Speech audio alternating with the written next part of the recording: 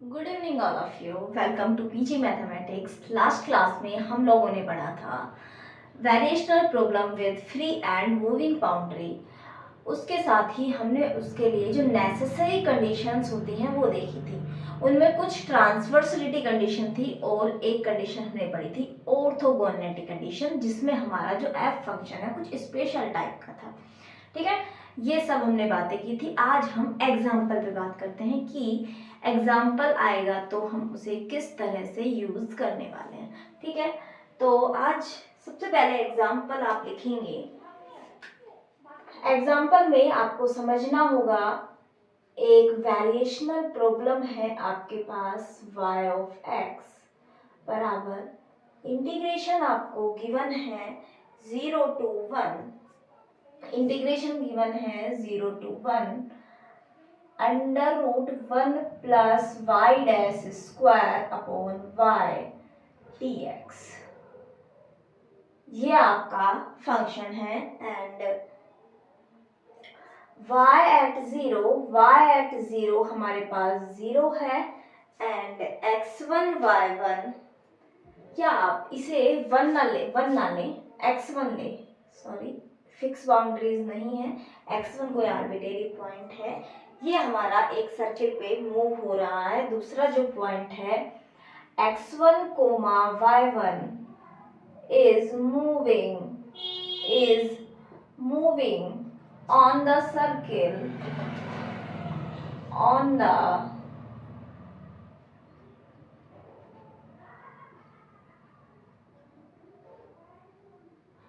ये हमारा हो गया सर्किल। इस सर्किल पे हमारा मूव कर रहा है एंड एक पॉइंट हमारे पास फिक्स पॉइंट है y एट 0 पे हमें 0 वैल्यू दी गई है और ये हमें सोल्व करना है। अब आप देख सकते हैं कि जो हमारा f फंक्शन है वो कुछ, हमने जब ऑर्थोगोनलिटी कंडीशन पढ़ी थी तो उसमें हमारा जो f फंक्शन है वो कैसा होना चाहिए, कोई a फंक्शन हो x कोमा y का एंड अंडर रूट में 1 प्लस वाई डैश स्क्वायर। तो ये इसी फॉर्म का है, तो हम इसमें ऑर्थोगोनलिटी कंडीशन भी लगा सकते हैं। साथ के साथ हम बाकी नेसेसरी ट्रांसवर्सलिटी कंडीशन और आयलर लैग्रांज का तो यूज कर नहीं वाले हैं। तो ठीक है, लिखें आप। सबसे पहले सोल्व करने के लिए आपको वही आइडेंटिफाई करना है जो आपका एफ फंक्शन है एक्स वाई वाई डैश। ये आपका फंक्शन है। इस फंक्शन की जो हमें गिवन है 1 plus y dash square upon y. By Euler Lagrange equation x is absent है तो हम यूज करेंगे आयलर लैग्रांज की वो special form, Euler Lagrange's equation. वो स्पेशल फॉर्म यूज करेंगे जो हमने पढ़ी थी, जिसमें x एब्सेंट होता है तो हम क्या करते हैं, x एब्सेंट होता है तो होती है f minus y dash f y dash. मान लिया ये कोई कांस्टेंट है c1 डैश, ठीक है, ये हमारा c1 डैश कोई कांस्टेंट ये आ गया। इसे वैल्यू करते हैं हम 1 plus y dash square upon y minus का y dash f y dash. Y dash क्या होगा,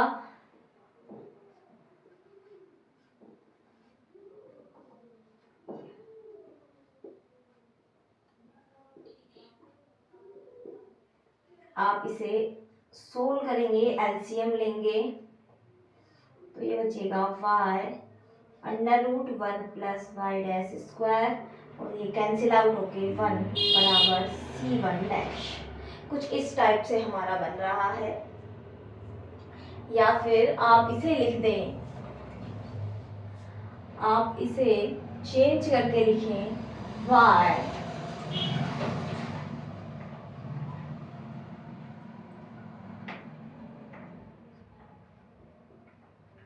जिसे मैंने c1 मान लिया, कुछ इस टाइप से। ठीक है, इस कांस्टेंट को मैंने नया नाम दे दिया c1। तो इस तरह से माना। अब इसे सॉल्व करने के लिए हम यूज करेंगे y डैश को कुछ मानेंगे, पहले भी किए हमने इस टाइप के क्वेश्चन। तो सबसे पहले y डैश को मानते हैं। y डैश हो जाएगा हमारा लेट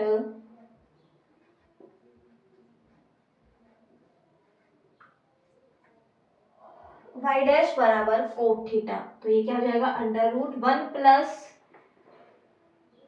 कोट स्क्वायर थीटा बराबर C1 वाई, ये हो गया कोशेक थीटा बराबर C1 और वाई हमारा आ गया C1 साइन थीटा। अब हम क्या करते हैं dx बाय डी थीटा निकालते हैं, तो ये हो जाएगा dx by d y and ये वैल्यू हो गई tan theta and dy by d theta, यहाँ से C1 cos थीटा कैंसिल होके C1 साइन थीटा ये बन गया हमारा एंड x की वैल्यू हो गई C1 साइन का माइनस का cos थीटा प्लस का C2। x और y की दोनों हमारी वैल्यूज आ चुकी है और अब हम यहाँ से एक सर्किल बना पाएंगे। ठीक है, दोनों से एक कंबाइंड इक्वेशन यदि हम लिखना चाहें तो x माइनस C2 का स्क्वायर प्लस वाई स्क्वायर बराबर C1 स्क्वायर। ठीक है, ये हमारी वैल्यू हो जाएगी एंड हम लोग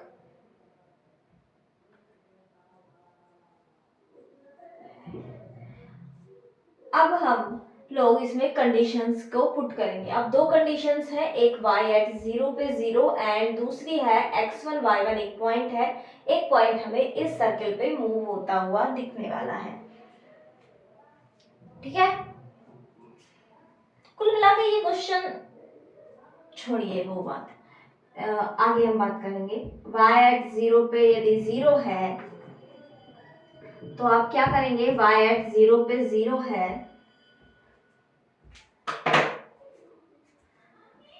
तो इसमें पुट करें C2 स्क्वायर बराबर C1 स्क्वायर। यहाँ से आप कह सकते हैं जो C1 है वो प्लस माइनस C2 होने वाला है, प्लस माइनस C2। हमारे पास दो इक्वेशंस मिलेगी, या आप C2 को लिख दे प्लस माइनस C1 इस तरह से, तो C1 square plus y square बराबर C1 स्क्वायर, या दूसरा वाला हम लिखेंगे तो x plus C1 square plus y square बराबर C1 स्क्वायर। कुछ इस टाइप से हमारे पास इक्वेशंस बन, किससे, सिर्फ ये वाली फर्स्ट कंडीशन से। अब हमें इस दूसरी कंडीशन को भी लगाना है कि ये जो है, जो दूसरा बाउंड्री पॉइंट है, जो दूसरा गिवन सर्किल है उस पे एग्जिस्ट कर रहा है, वहां पे हमारे पास है। तो अब हमें क्या करना चाहिए, आपके पास सबसे पहली बात आपको समझने की ये है कि आपके पास C1 क्या है, कोई भी एक रियल नंबर है, वो पॉजिटिव नेगेटिव हो सकता है। ठीक है, हमारे पास फिक्स बाउंडेशन तो है नहीं कि भाई C1 को पॉजिटिव ही है या नेगेटिव ही है, ये तो कांस्टेंट है। तो आप दोनों में से किसी एक को ले लें, वो उसके अकॉर्डिंग हमारी C1 की वैल्यू ये लेंगे, तो यदि पॉजिटिव आ रही है तो इसमें नेगेटिव आएगी, इसमें नेगेटिव आ रही है तो इसमें पॉजिटिव आएगी। तो हम इस वाली को कंसिडर करके चलते हैं, इजी भी रहेगा हमारे लिए थोड़ा। तो हम लोग क्या करते हैं, ये इक्वेशन हमारी क्या बनी, ये इक्वेशन बनी x square plus y square plus C1 square minus का 2C1x बराबर C1 स्क्वायर, और यहाँ से हमारी बनी x square plus y square minus का 2C1x बराबर 0। एक हमारी बन गई ये इक्वेशन। किसकी बनी है, ये हमारा एक्सट्रीमल की बनी है, जो हम एक्सट्रीमल फाइंड कर रहे हैं। ठीक है, हमें तो एक्सट्रीमल फाइंड करना है, हमारी एक्सट्रीमल की ये इक्वेशन बनी। अब इस कंडीशन को लगाने के लिए ये जो मूविंग पॉइंट है तो हम उसका यूज करेंगे, तो इसकी इक्वेशन को थोड़ा सिंप्लीफाई करके लिखते हैं। इस इक्वेशन को जब थोड़ा सिंप्लीफाई करके लिखेंगे तो ये बनेगा एक्स स्क्वायर में डायरेक्ट लिख रही हूँ, देखें, प्लस 9 स्क्वायर यानी 81 माइनस का 18x प्लस वाई स्क्वायर बराबर 9, x square plus y square minus का 18x प्लस 72 बराबर 0। देखिए ये इक्वेशन बनी या नहीं बनी।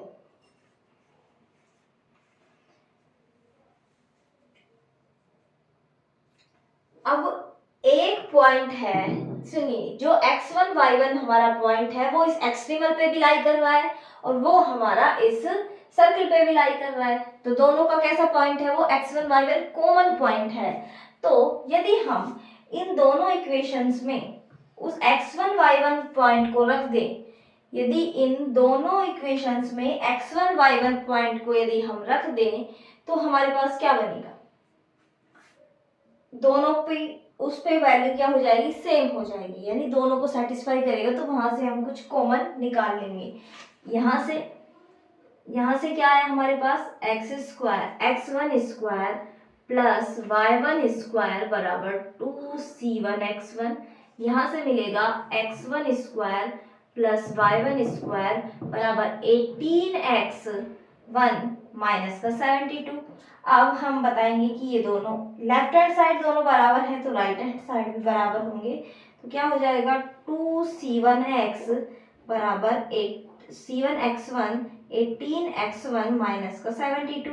2 कॉमन कर दो, c1x1 बराबर 9x1 माइनस का 36। यहाँ से आप c1 की वैल्यू के लिए कुछ बोल सकते हैं कि जो c1 की वैल्यू होगी 9x1 माइनस का 36 अपॉन x1 हो जाने वाली है। यहाँ तक की बात देखिए आप, हमने किया क्या है, हमें पता है कि जो हमारी वैल्यू है x1 y1 जो हमारा पॉइंट है वो इस सर्किल पे तो मूव कर ही रहा है, ये तो गिवन ही है, साथ के साथ एक्सट्रीमल पे भी तो होगा। तो दोनों में यदि हमने पुट किया तो दो इक्वेशंस बनी और उन दोनों इक्वेशन से हमने ये रिलेशन निकाला। ये रिलेशन c1 की हमने वैल्यू निकाली, या फिर आप इस रिलेशन को इस टाइप से भी लिख सकते हैं। कैसे, 36 को एक तरफ ले जाए, 36 बराबर ये हो जाएगा x1 कॉमन लेके 9 माइनस c1। यदि ये हमारे इस तरह यूज आएगा तो इस तरह करेंगे, c1 की वैल्यू की तरह यूज आएगा तो c1 की वैल्यू की तरह करेंगे। तो एक रिलेशन हमारे पास बन गया। अब हमें आगे करना है सोल्व। हम ट्रांसवर्सलिटी कंडीशंस का यूज नहीं करते हैं, हम करते हैं ऑर्थोगोनलिटी कंडीशन का यूज। ऑर्थोगोनलिटी कंडीशन क्या कहती है, वो हमें बताती है कि जो हमारा एक्सट्रीमल है और जो हमारा गिवन ये है, ये कर्व है, दोनों कैसे हैं, ऑर्थोगोनल है। और जो उनका इंटरसेक्टिंग पॉइंट होता है वो कौन सा होता है, ये पॉइंट x1 y1। ये हमने लास्ट क्लास में पूरा प्रूफ करके देखा था कि किस तरह से हो रहा है। और ऑर्थोगोनलिटी कंडीशन हम लगा सकते हैं, पहले मैं बता ही चुकी हूँ, इसी फॉर्म का ये हो रहा है। तो सेटिस्फाई कराने के लिए हम लोग क्या करते हैं, हमारे पास दोनों इक्वेशंस हैं और हम y डैश की वैल्यू यहाँ से निकालेंगे एक तो, और एक यहाँ से निकालें, ठीक है, और फिर उसमें पॉइंट हम पुट कर देंगे। तो आप निकालें, क्या बनेगा, 2x plus 2y y dash minus का 2c1। अब हमें तो y डैश की वैल्यू निकालनी है, 2 कॉमन होके कैंसिल हो जाएगा पूरे में से, और ये उधर जाने के पे क्या बनेगा, 2 और c1 माइनस x अपॉन में y। ठीक है, इसके लिए क्या बना हमारे पास, using orthogonality condition, orthogonality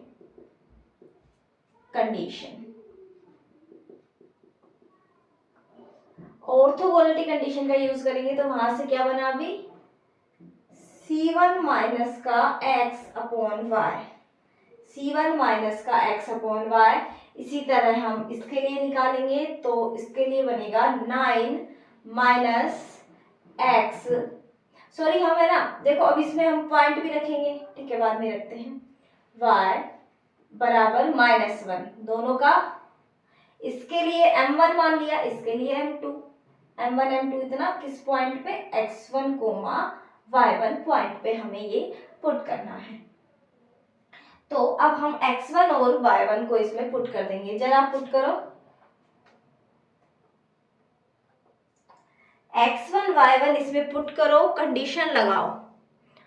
x1 y1 put करें एंड कंडीशन इसमें लगाएं।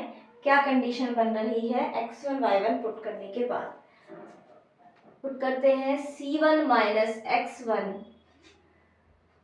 9 माइनस x1 बराबर माइनस का y1 स्क्वायर, माइनस का y1 स्क्वायर एंड हम पुट करते हैं 9c1 माइनस का x1 c1 माइनस का 9x1 प्लस x1 स्क्वायर बराबर y1 स्क्वायर, सॉरी माइनस का y1 स्क्वायर। कुछ इस टाइप से इक्वेशन बनी, कुछ इस टाइप से इक्वेशन बनी तो हम लोग कुछ यूज कर सकते हैं।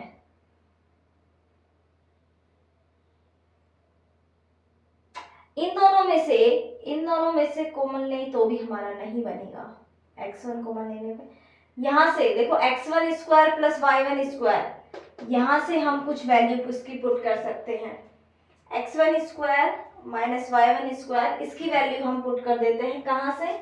इस वाले इक्वेशन से, क्योंकि इसमें तो x1 दो टर्म्स आएंगे, इसमें सिंगल टर्म है, तो ये हम वैल्यू पुट कर देते हैं। तो हमारे पास बना 9c1 माइनस का c1 x1 माइनस का 9x1, ये इधर आके प्लस का होगा तो ये हो जाएगा 2c1 x1 बराबर 0।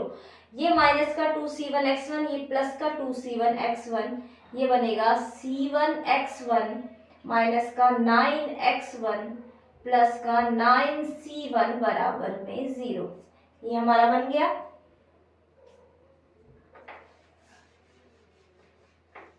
थोड़ा कैलकुलेशन है इन वाले में, इसलिए ये कम पूछे जाते हैं। आपके एमएससी एग्जाम में पूछ सकते हैं इन्हें, नेट वगैरह में नहीं पूछे जाते। नेट में जनरली हमारा पहले वाले से ही आ जाते, फर्स्ट यूनिट से ही मैक्सिमम। यदि 4 क्वेश्चन आने तो 3 क्वेश्चन हमारी जो फर्स्ट यूनिट हमने किया है फिक्स बाउंड्रीज वाली, वहां से आ जाते हैं। 2 आ जाते हैं, आप ये लगा लीजिए। इसके बाद जो नेक्स्ट यूनिट है उसमें मैं आपको बताऊंगी, हम एक्सट्रीमल के बारे में पढ़ेंगे, कब वीक होगा, वीक मिनिमम मैक्सिमम, स्ट्रॉन्ग कब होगा, तो वहां से भी एक क्वेश्चन बन जाता है। और बाकी एक क्वेश्चन कभी यहाँ से पूछ लिया जाता है तो कभी फिक्स या उसमें से पूछ लिया जाता है। यहाँ से चांसेस कम होते हैं, पर वो तो पैटर्न उनके ऊपर है कि वो कैसे पूछते हैं। अब यहाँ से इसे हम फिर से सोल्व करते हैं। आगे हमने सोल्व किया, सोल्व करने के बाद बना 9x1 को हम दूसरी साइड ले आते हैं, 9x1 को इधर ले आते हैं और हमने 9x1 को नहीं छोड़ो, इसमें से हम x1 कॉमन लेते हैं। x1 हमने कॉमन लिया, c1 माइनस 9 प्लस का 9c1 बराबर 0, इस टाइप से करते हैं। और ये देखिए यहाँ से यदि इसे इस साइड ले जाऊं तो ये वैल्यू किसके बराबर हो जाएगी? माइनस लेके 36 के बराबर, तो 9c1 बराबर 36 एंड जो हमारे c1 की वैल्यू है वो आ गई 4।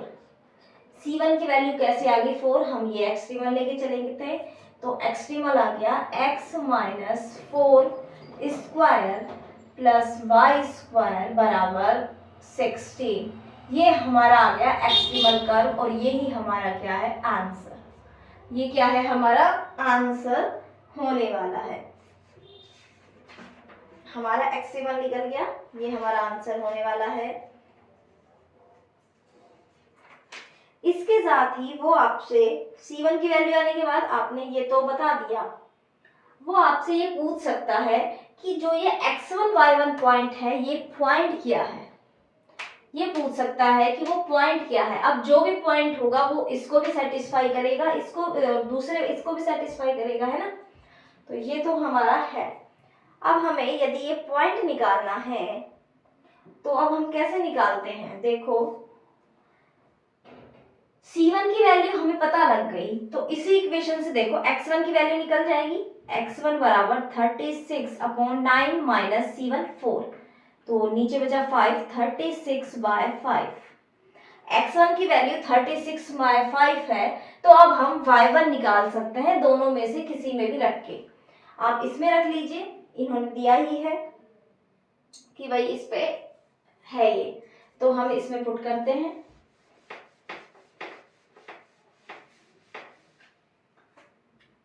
हम इसमें x1 y1 रखते हैं तो x1 की वैल्यू आई 36/5, 36/5 माइनस 9 स्क्वायर प्लस का y1 स्क्वायर हमें निकालना ही बराबर 9। अब इसे आपको सोल्व करना है। 36/5 माइनस 9, 45 एंड 36, 9/5 का स्क्वायर हो जाएगा, है ना। 9/5 का स्क्वायर यहाँ से आएगा 9/5 का स्क्वायर प्लस का y1 स्क्वायर बराबर का 9। तो यहाँ से हमारी वैल्यू आएगी y1 स्क्वायर बराबर 9 माइनस 81/25 और 25 9 जा 225, 225 माइनस 81, 225 माइनस 81 हम करेंगे तो 150 और 150 के बाद हमें 6 और करना है 144, 144/25 एंड हमारी जो y1 की वैल्यू है वो प्लस माइनस 12/5 आ गई।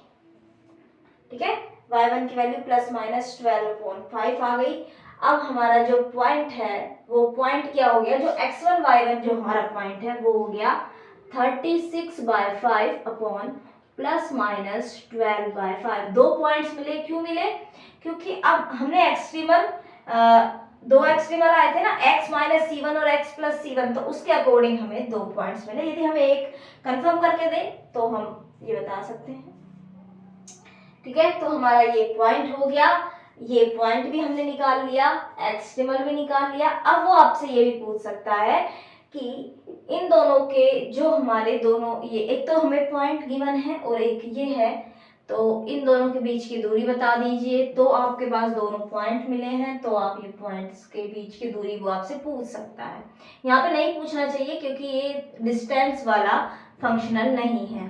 ठीक है, पर यदि वो पूछ भी ले कि जो हमारा पॉइंट आया, ये तो पूछ सकता है कि जो पॉइंट है हमारा पॉइंट ऑफ इंटरसेक्शन है एक्सट्रीमल और ये मूविंग पॉइंट है, जो मूविंग पॉइंट और जो हमारा ये पॉइंट जो हमें गिवन है fix point and moving point के बीच की डिस्टेंस क्या है, तो आप इन दोनों के बीच की डिस्टेंस निकालेंगे और आपका आंसर आ जाएगा। डिस्टेंस क्या निकलेगी, 36/5 माइनस 0 का स्क्वायर प्लस 12/5 माइनस 0 का स्क्वायर, और ये 3 एक साइड हो जाएगा 12/5 और 9 प्लस √10 हो जाएगा मल्टीप्लाई में, इतना ही आने वाला है, ये आप देख सकते हैं। तो ये बात हुई हमारे क्वेश्चन की। अब आप ये बताइए कि आपको क्वेश्चन कहाँ तक समझ आया, कितना समझ आया। एक बार मैं फिर से प्रोसेस बोलती हूँ कि हमने किया क्या क्या है। क्वेश्चन अभी तक हमारे बोर्ड पे लिखा ही हुआ है, एक्सट्रीमल हमें दिया था, वेरिएशनल फंक्शन हमें गिवन था, एक पॉइंट हमारे क्वेश्चन का कैसा था, फिक्स पॉइंट था, एंड जो दूसरा पॉइंट था वो मूविंग था एक सर्कल पे। ठीक है, अब हमने क्या किया था, सबसे पहले आयलर लैग्रांज इक्वेशन निकाली और फिक्स पॉइंट को हमने पुट किया, एक्सट्रीमल निकाला। अब एक्सट्रीमल हमारे पास था, साथ के साथ गिवन जो कर्व है वो हमारे पास था और एक पॉइंट था जो उस पर मूव कर रहा है।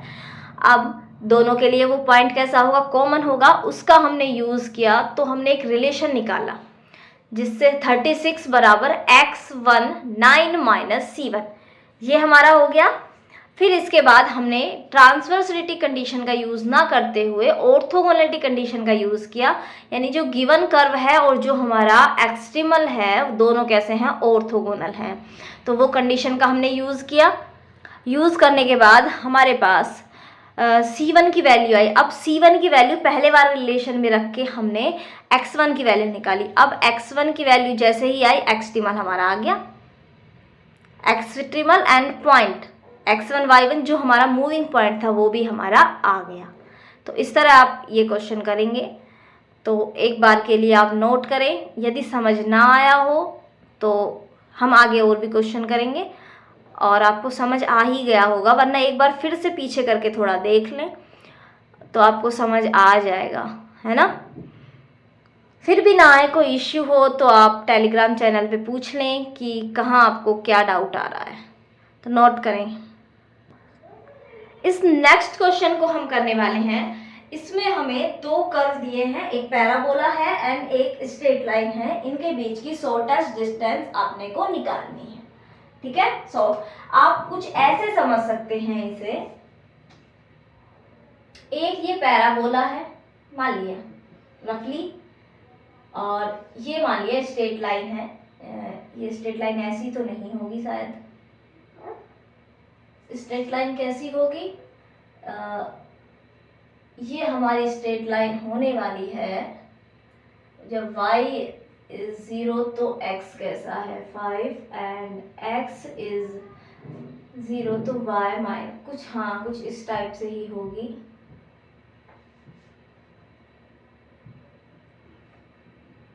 कुछ इस टाइप से ही होगी। अब हमें इन दोनों के बीच की शॉर्टेस्ट डिस्टेंस निकालनी है। हो सकता है ये शॉर्टेस्ट हो सकता है ये शॉर्टेस्ट हो, कुछ भी हो सकता है। मैंने इसे शॉर्टेस्ट मान लिया ये है समझने के लिए। एक पॉइंट होगा जो हमारा पैराबोला, ये हमारा क्या होगा, यदि ये शॉर्टेस्ट है तो ये कैसा होगा एक्सट्रीमल, समझ लीजिए ये क्या होगा एक्सट्रीमल होगा हमारा। तो एक पॉइंट इनका कॉमन होगा x1 y1 और एक पॉइंट इनका कॉमन होगा x2 y2। ठीक है, इसे मान लेते हैं हम फाई कर्व क्या होगा y माइनस एक्स स्क्वायर, इसे मान लेते हैं साई कर्व, ये हो जाएगा x माइनस वाई माइनस 5। ठीक है, ये दो कर्व्स हमने मान लिए हैं, ये हमारे कर्व हो गए y and psi. Shortest distance के लिए हम कैसे लिखते हैं, functional I of y x क्या होगा x1 से x2 under root 1 plus y dash square dx, कुछ इस टाइप से होगा। सबसे पहले इसमें आयलर लैग्रांज इक्वेशन लगाएं। ठीक है, आयलर लैग्रांज इक्वेशन लगाएं। आयलर लैग्रांज इक्वेशन वही x is absent, under root मैं डायरेक्टली करने की कोशिश कर रही हूँ ताकि वीडियो ज्यादा लंबा ना हो। 1 plus y dash square minus का वाई डैश के रेस्पेक्ट में 1/2 under root 1 plus y dash square and 2 y dash बराबर में c1 डैश। तो ये 2 से 2 कैंसिल और ये कैंसिल होने के पास 1/√1 प्लस वाई डैश स्क्वायर बराबर c1 डैश। एंड इसे हम ऊपर ले जाते हैं तो क्या बना 1 प्लस वाई डैश स्क्वायर बराबर 1/c1 डैश और ये अंडर रूट का इधर कर दिया स्क्वायर, वाई डैश स्क्वायर बराबर 1/c1 डैश स्क्वायर माइनस 1 और इस पूरे का अंडर रूट आप ले लो स्क्वायर हटाने पे सॉरी, इसे आप नया कांस्टेंट c1 मान सकते हैं। तो y आपके पास हो जाएगा c1x प्लस c2। एक्सट्रीमल आया, एक स्ट्रेट लाइन है c1x प्लस c2 जो हमारा एक्सट्रीमल है ना। अब पॉइंट तो हमारे पास है नहीं, हमारे पास कंडीशन है कि x1 y1 phi and extremal का कॉमन है and x2 y2 extremal and psi का कॉमन है। देखिए मैं आपको एक बात क्लियर कर दूं, जब तक आपका जो ये फंक्शन है इस तरह की फॉर्म का है कि उस पे ऑर्थोगोनलिटी कंडीशन लगाई जा सके, तब तक हम ट्रांसवर्सिलिटी कंडीशंस का यूज नहीं करेंगे, क्योंकि ऑर्थोगोनलिटी कंडीशन से हम इजी वे में निकाल सकते हैं, वहां पे हम उलझ सकते हैं, कैलकुलेशंस ज्यादा हो सकती है। यदि हम ऑर्थोगोनलिटी कंडीशन लगाने में गोइंग थ्रू इजी में लगा सकते हैं, हमें दिख रहा है तो हमें यही कंडीशंस लगानी है। तो सबसे पहली बात तो आप यही क्लियर कर लीजिए। अब यदि मुझे शॉर्टेस्ट डिस्टेंस निकालनी है और मुझे ये सब पता है तो ऑर्थोगोनलिटी कंडीशन क्या होगी, एक तो होगी फाई डैश वाई डैश बराबर -1 एंड साथ के साथ साई डैश वाई डैश भी -1। दोनों पॉइंट्स के लिए लगाएंगे अब हम, क्योंकि दोनों ही ये मूविंग है। तो फाई डैश क्या होगा, यहाँ से फाई डैश क्या हो जाएगा y बराबर एक्स स्क्वायर है, हमारे पास y बराबर एक्स स्क्वायर है, तो y डैश क्या होगा 2x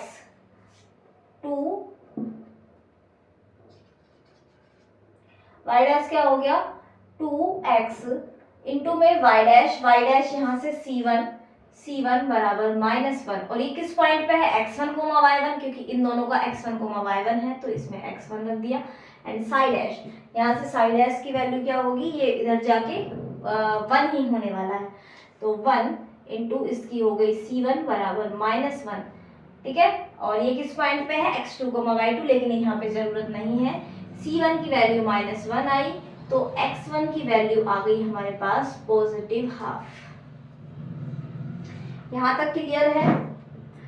x1 की वैल्यू इसमें x1 की वैल्यू हमारी क्या आ गई पॉजिटिव हाफ। अब x1 y1 किस पे है 5 पे है तो 5 से हम y1 निकालें इस 5 में पुट करके हम यदि y1 निकालें तो y1 क्या होगा y1 होगा x1 स्क्वायर यानी कि 1/2 का स्क्वायर 1/4 तो यानी ये जो पॉइंट है ये पॉइंट हो गया हमारा हाफ कोमा 1/4 1/2 कोमा 1/4। यहाँ तक क्लियर है ठीक है। अब दूसरी बात ये हमारा हो गया C1 की वैल्यू हमारी आई गई है और C1 की वैल्यू आ गई ये पॉइंट आ गया। अब जो ये पॉइंट है ये जो पॉइंट है वो इसे भी सेटिस्फाई करेगा भाई जो हमारा x1 y1 है वो एक्सट्रीमल को भी तो सेटिस्फाई करेगा तो इसका हम यूज करते हैं y1 बराबर C1 की वैल्यू क्या है C1 की वैल्यू -1 x1 प्लस C2 अब लगाओ हाफ 1/4 बराबर माइनस का हाफ प्लस C2 बराबर 1/4 प्लस 1/2 यानी 3/4 एंड हमारा एक्सट्रीमल क्या आ गया y बराबर -x प्लस 3/4।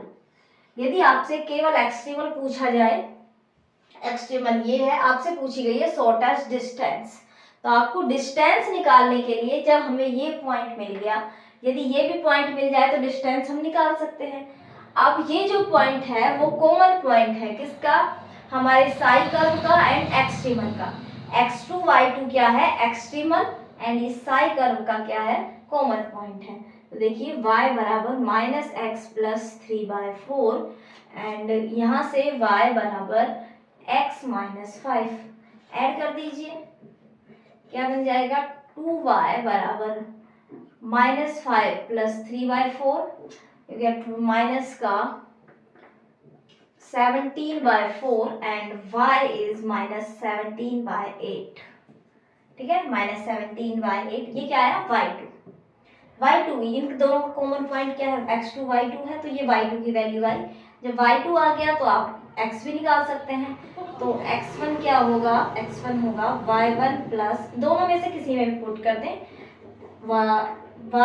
x1 होगा हमारा y1 प्लस 5 माइनस का 17/8 प्लस 5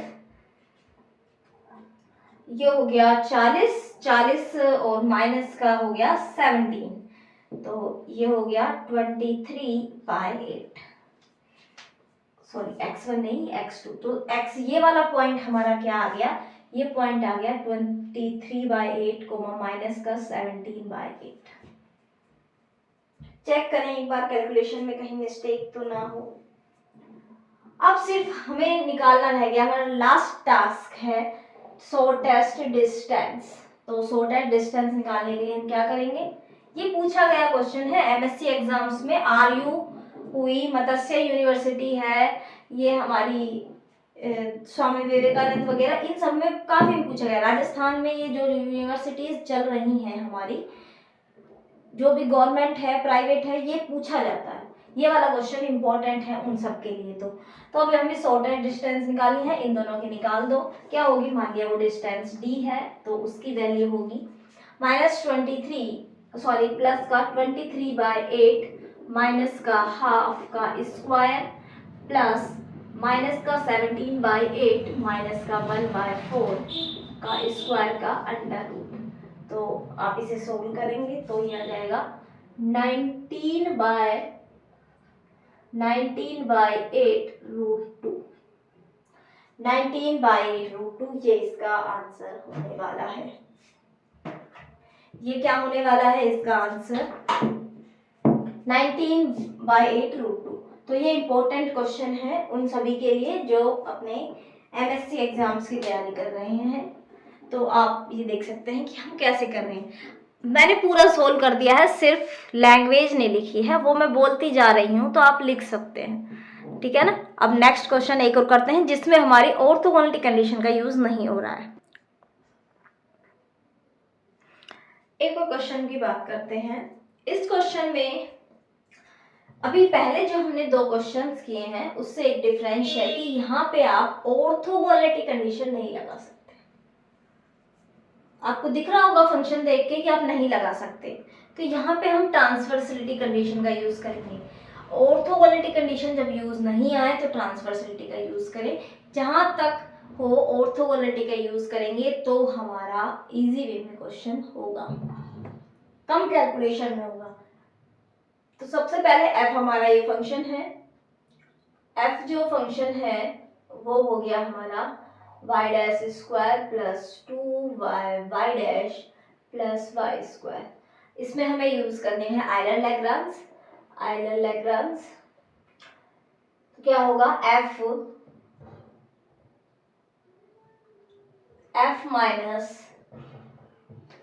माइनस छोड़ो, आप जनरल वाली कर लीजिए। y के रेस्पेक्ट में 2y dash plus 2y minus का d/dx y डैश के लिए 2y डैश प्लस 2y, 2 तो सब में से कॉमन ही गया, y dash plus y minus का y double dash plus y dash से y डैश कैंसिल बराबर 0 है, y double dash minus y बराबर 0। एंड इसका आप डायरेक्टली सॉल्यूशन लिख सकते हैं y ऑफ x बराबर c1 e raise to power x plus c2 e raise to power minus x। ठीक है, हमें गिवन है y एट 1 पे क्या है 1 बराबर c1e प्लस c2/e। एक कंडीशन की तरह हम रख लेते हैं क्योंकि अभी तो हम इससे c1 c2 में से किसी एक की वैल्यू निकालें तो कॉम्प्लिकेटेड होगी। दूसरा हमें यूज करना है y2 इज फ्री, तो अब ऑर्थोगोनलिटी कंडीशन तो है नहीं, ठीक है। अब हमें यूज करना है ट्रांसवर्सिलिटी कंडीशन का। तो फ्री वाले के लिए ट्रांसवर्सिलिटी कंडीशन होती है f minus y dash x बराबर 2 क्या होनी चाहिए 0 and f y dash at x बराबर 2 ये भी क्या होना चाहिए 0। कभी कभी क्या होता है हमें दोनों ही सोल्व करके करना पड़ता है और हमारे पास एक कंडीशन यदि गिवन है, हमें 2 अननोन्स निकालने हैं, एक कंडीशन हमें गिवन है तो दोनों में से किसी एक का यूज करें, दूसरी कंडीशन मिलेगी जिससे इजी वे में हो जाए हम करेंगे। मैं इससे करने की कोशिश करती हूँ क्योंकि ये छोटा सा दिख रहा है। एफ वाई डैश क्या होगा 2y dash plus 2y eight x बराबर 2 क्या होना चाहिए 0 होना चाहिए। 2y डैश ये इससे लगाएंगे y डैश 2 हम हटा देते हैं, y डैश क्या हो जाएगा c1 e raise to power x minus का c2 e raise to power minus x plus y c1 e raise to power x plus c2 e raise to power minus x at x बराबर 2 यानी कि x की जगह 2 put करें बराबर 0। ये term आपको दिख रही है कैंसिल हो रही है, हमारे पास आया 2c1 e raise to power 2 बराबर 0। यहाँ से c1 की वैल्यू आ गई हमारी 0। c1 की वैल्यू क्या आई 0 आ गई।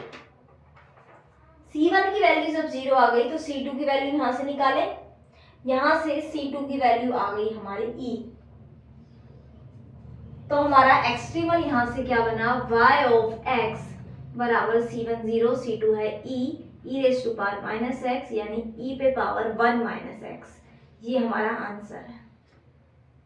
ठीक है, तो इस तरह से भी हम इजी वे में कर सकते हैं। तो आज के लिए इतना ही। एग्जाम्पल्स आपको समझ आए हो, कहीं कोई प्रॉब्लम हो तो आप पूछ सकते हैं। नेक्स्ट क्लास में हम पढ़ने वाले हैं आयलर लैग्रांज इक्वेशन, जो हम अभी तक पढ़ते आ रहे हैं। उसका प्रूफ तो देखना पड़ेगा हमें कि प्रूफ क्या होता है, तो उसका प्रूफ देखेंगे नेक्स्ट क्लास में। आज के लिए इतना ही। Okay, bye bye, thank you, and I request all of you, please subscribe the Telegram channel and share with your friends.